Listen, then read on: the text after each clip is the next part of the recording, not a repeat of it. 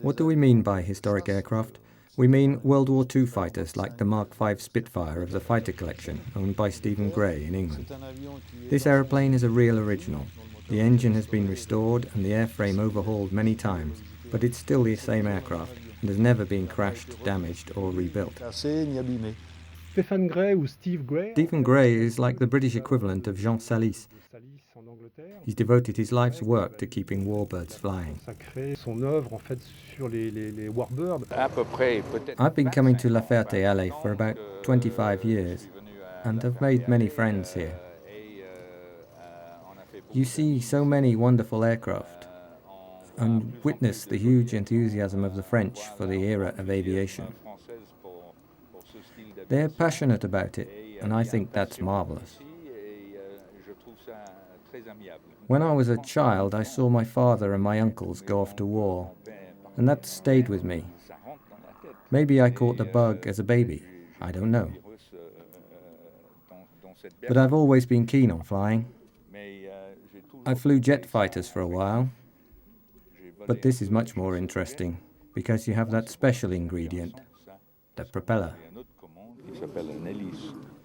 For almost 30 years now, Stephen Gray has been putting together one of the most stunning warbirds collections in the world, the Fighter Collection, based at Duxford Airfield in England. Dans les Warbirds, l'avion qui fait l'unanimité. Without a doubt, the best-known warbird throughout the world is the Spitfire, with its distinctive shape and its elliptical wings. It's a beautiful aircraft, a great design, great performance, and the pilots were able to do incredible things with it. Comment les pilotes ont pu obtenir autant de choses à travers cette machine-là. Reginald Mitchell, its designer, unfortunately never saw his aircraft fly because he died during the war. That man created an incredible machine, and he watched the early models take to the skies and saw it win the Schneider Cup. But that was all, as he then became ill. It was a terrible shame.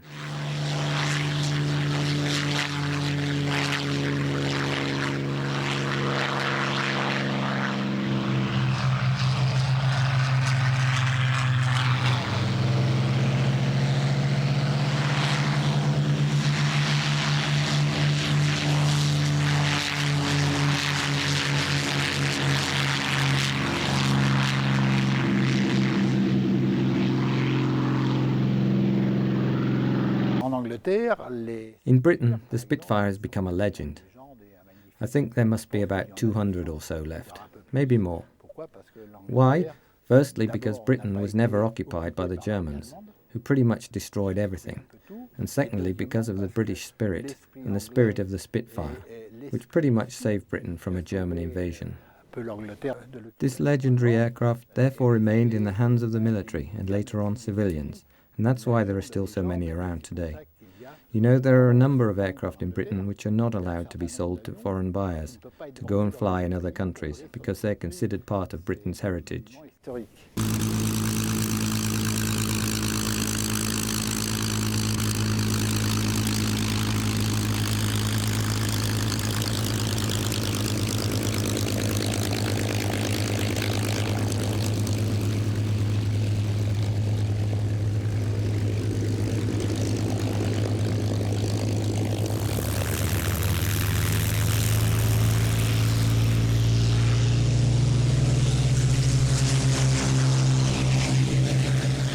The final photo reconnaissance version of the Spitfire, this Mark 19 is equipped with counter-rotating propellers and a 2,500 horsepower Griffon engine.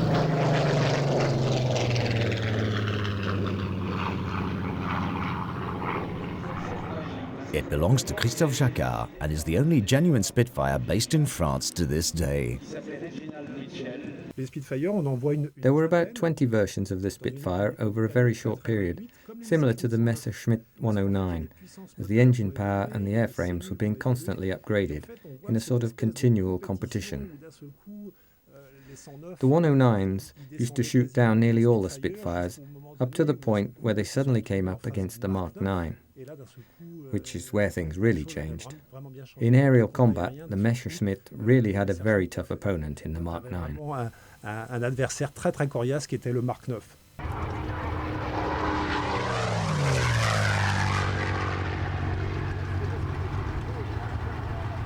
These aircraft were meant for aerial combat at high altitude.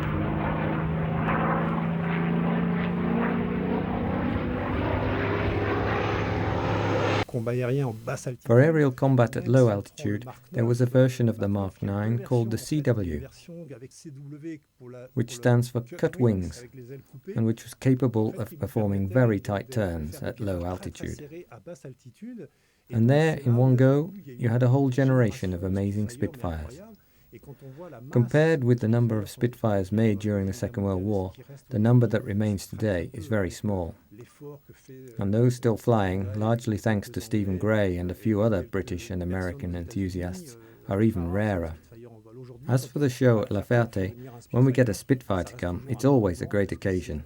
It's such a symbolic aircraft.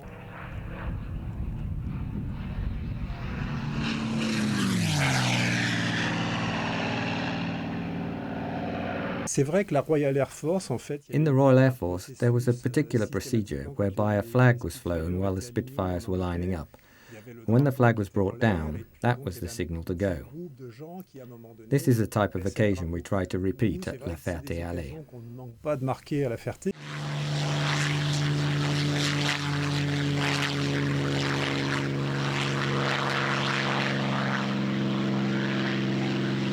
And then, of course, how could we put on such an event without the bagpipes, courtesy of Amazon Gray, and without these three people from the RAF with the flag? It's very symbolic, and it's the sort of thing that people come to La Ferté-Alais to see. Aussi pour voir ça à La Ferté.